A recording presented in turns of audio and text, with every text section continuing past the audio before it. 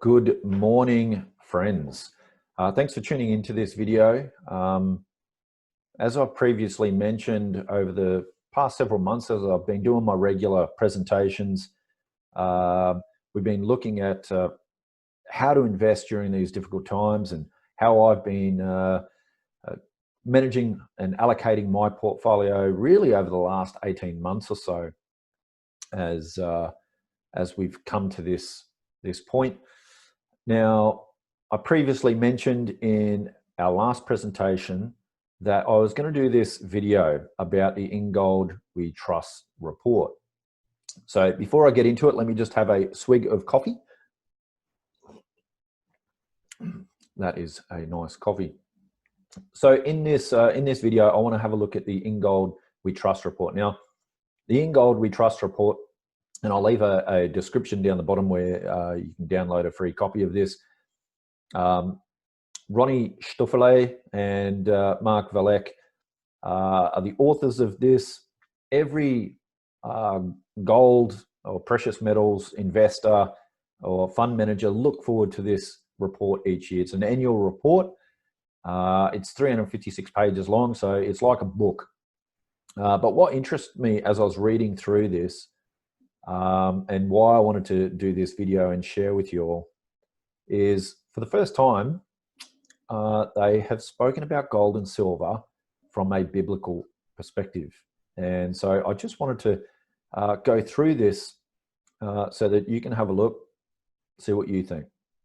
So let's have a look at that. So gold and silver, a biblical perspective. So some of the key takeaways before we get started: there are 7 Hebrew words used in the in the Bible's Old Testament, and 1 Greek word used in the New Testament that translate to gold. As a rule, these words have different secondary meanings applicable to the context which they are used.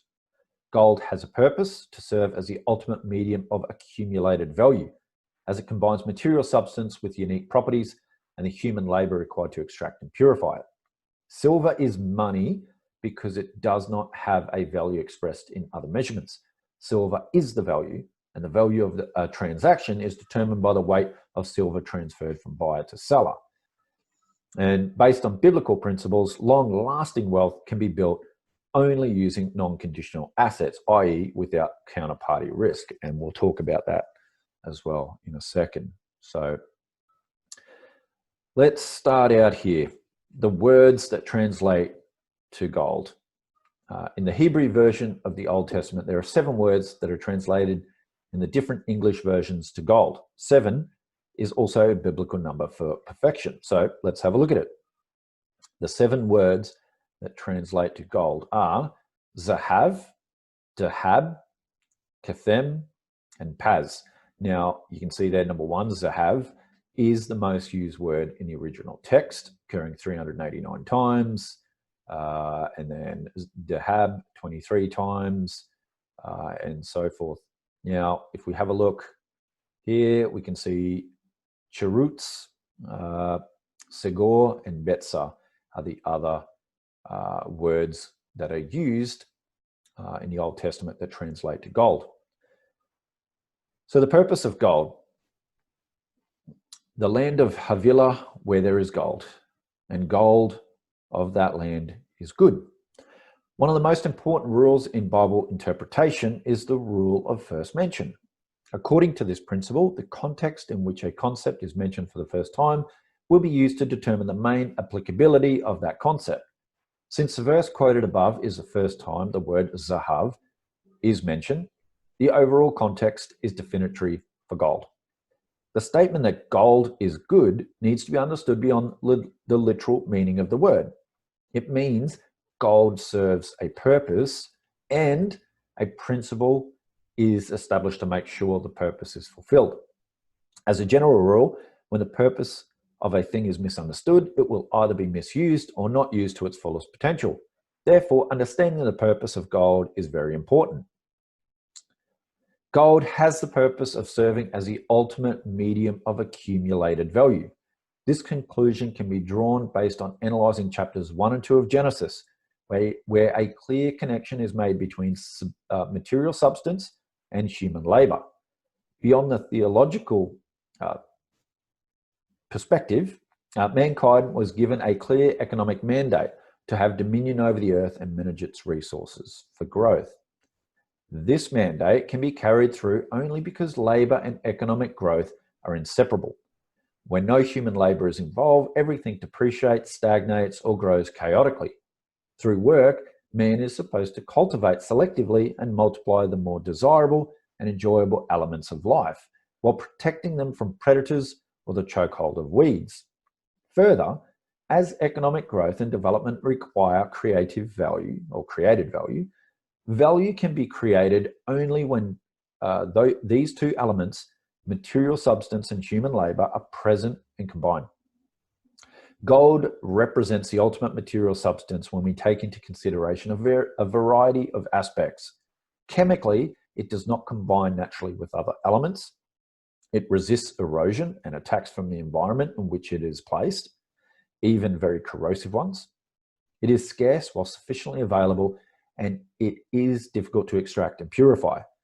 If we add these properties, the amount of labor required to mine it and refine it to a pure, undiluted state, we understand the purpose of gold. It is the unsurpassable medium of accumulated value. Now, this is where it gets interesting for me. Silver is money.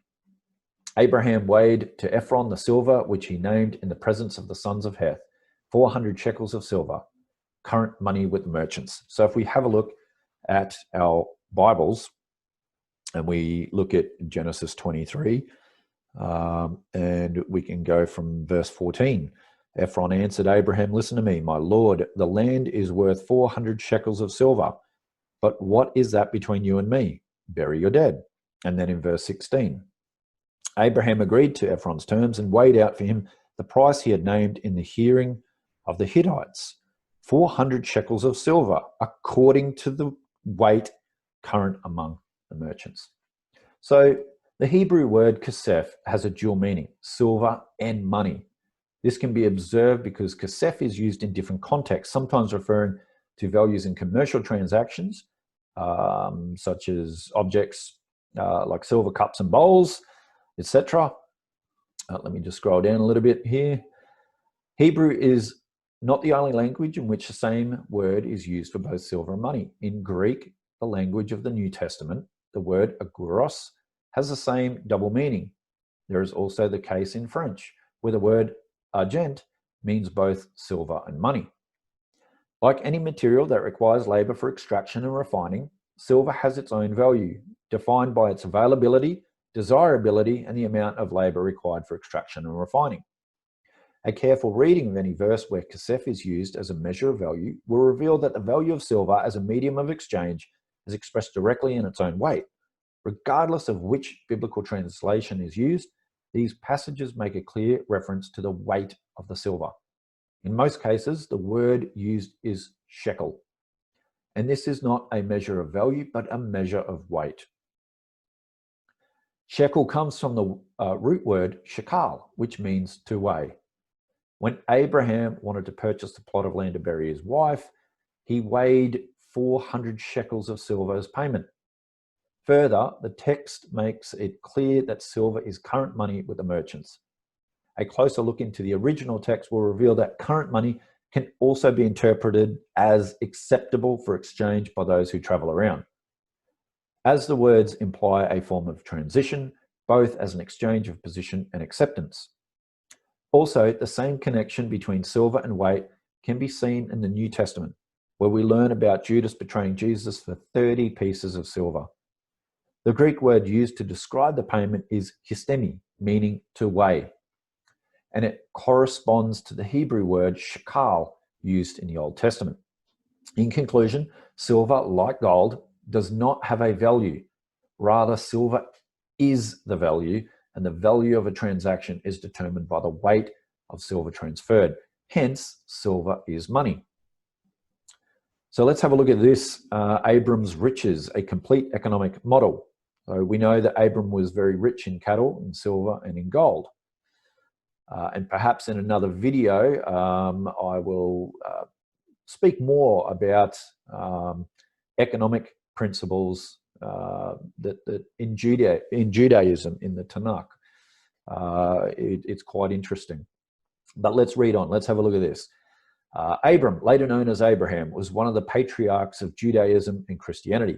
A deeper analysis of the fact that he was very rich in cattle, in silver, and gold will reveal a complete and cohesive economic model consisting of three fundamental economic functions that all humans need and that all economies are built on. And what are they? Well, production, exchange, and wealth accumulation. Abram's livestock was his productive source of revenue, which sustained him and his family. It also ensured a flow of goods that was not only constant, but also steadily increasing. As the herds produced more goods than he and his family would ever be able to consume, he needed to exchange the overflow into an alternative form of goods, something that would not only last beyond the normal lifetime of meat and dairy products, but also be acceptable among the wider population. Now, using metals as a medium of exchange proved to be very convenient because of their universal acceptance. Hence, Abram traded the products of his herds for kesef, which is money in the form of silver pieces. In trading his productive overflow for silver, Abram accumulated a non-perishable asset that could be used later to acquire whatever he and his family needed. Let me have a swig of coffee again. Very nice.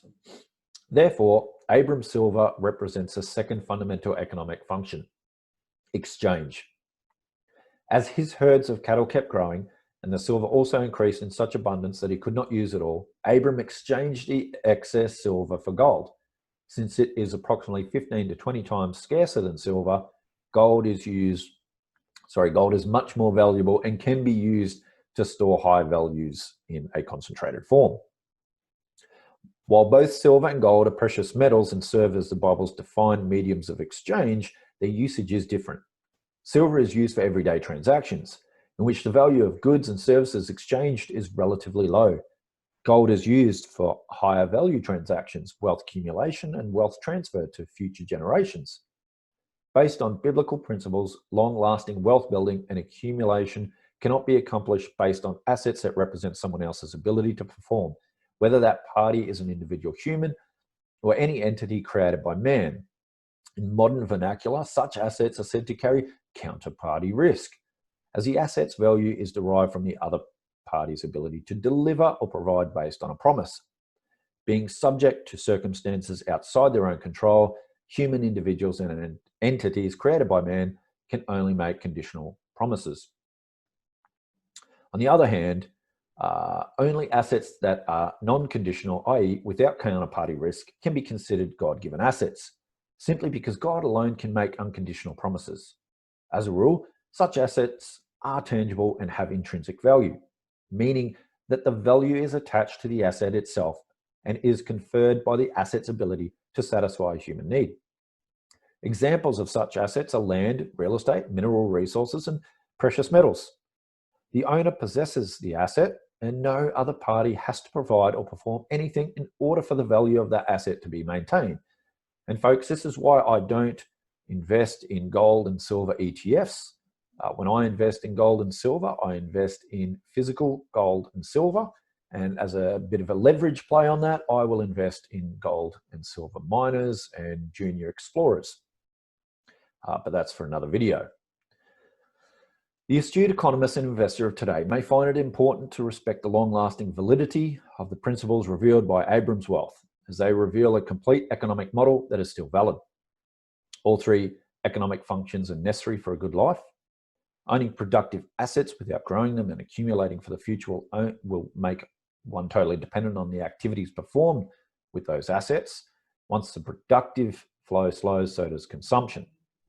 If a significant amount of money is suddenly gained by inheritance or lottery or whatever, but there is no production, consumption will dry out the entire stash of cash. If no wealth is accumulated, there are no reserves for times of economic downturn, and nothing will be left for future generations. So in summary, let's summarize this now. In the Bible, gold's being defined as good means that gold serves a purpose because of its physical and chemical qualities, scarcity, and difficulty to extract and purify. Gold is the ultimate medium of accumulated value and wealth. referring to the process of creating the earth, giving mankind the mandate to take dominion over it. The Bible reveals an important principle for creating economic value: the requirement for two basic elements, material substance and work. Work represents man's contribution to growth and development using natural resources. When no human labor is involved, everything depreciates, stagnates, or grows chaotically. Through work, man is supposed to cultivate selectively and multiply the more desirable and enjoyable elements of life. Equally important, gold does not represent someone else's liability. Assets that represent someone else's liability derive their value from that party's ability to deliver according to a promise. Only assets with intrinsic value can be considered God-given, simply because God alone can make unconditional promises. In the original biblical languages, Hebrew for the Old Testament and Greek for the New Testament, money and silver are expressed by the same word. Throughout the entire Bible, silver is the medium of exchange designated to be used by merchants, and it was used for trade and payment for labor, rewards, and, as we see with Judas, even betrayals. Neither gold nor silver has value expressed in other units of measure. Their value is expressed directly in their own weights. Everything else that is valuable, including other assets, properties, commodities, goods, services, or performed labor, is measured against a certain weight of these metals. The open question is, would our modern society and lifestyle allow for a return to biblical money, i.e. gold and silver? As modern trade is mainly based on mediums of exchange with no tangible value except for their general acceptance, the key mistake made today is to mix up the technology used to transfer value with the value itself. The fundamental problem of the existing monetary and financial system is not related to technological developments. Instead, the root problem is that the system is based on forms of money, for which the material component is totally absent. A return to a sound money-based economic system does not mean a return to carrying around heavy coin pouches filled with gold and silver pieces and doing away with technological advances. Technology can still be used to immediately transfer value from one party to another. Value that is backed by different weights of gold and silver stored in vaults around the world. In the absence of political will, the answer to our question may depend upon what and how long will it take for individuals to be capable of creating a critical mass that will adopt, using the latest digital technologies, a value exchange system based on gold and silver. So as odd as it may have seemed prima facie, the Old Testament confirms the principles that the In Gold We Trust report, the Bible of Gold reports, has supported ever since its first edition. So here we go, folks. What do you think? What do you think? So as someone that studied classical economics in the Adam Smith field, I had my doubts about gold and silver being the monetary system again. About 6 years ago, I came across Austrian economic theory, and in particular, in the last couple of years, I've studied that very closely. And what's interesting when you study monetary history is that throughout history, silver has been used as money more than gold. And I wasn't aware of that several years ago, and most people aren't. But silver has actually been used as money more than gold. But where is our economy going? What is the next stage of our monetary system? We've been on this US dollar reserve currency fiat system for a long time, since 1971 now.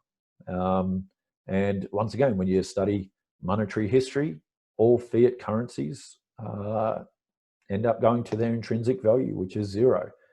And gold and silver always seem to be where the monetary system falls back to. Or are we going to MMT? In fact, I think that's probably likely. But I also think, as I've studied MMT in recent times, I think that will just hasten the return to gold and silver. Also, just look at what central banks around the world, whether it's in Europe or Russia or China or even the US, they've been buying gold in record amounts. So anyway, I thought this was very interesting. I just wanted to share that with you all, and I'll put a link in the description so you can download this report and look at it in your own time. But I'd love to hear your comments. So until next time, take care and God bless.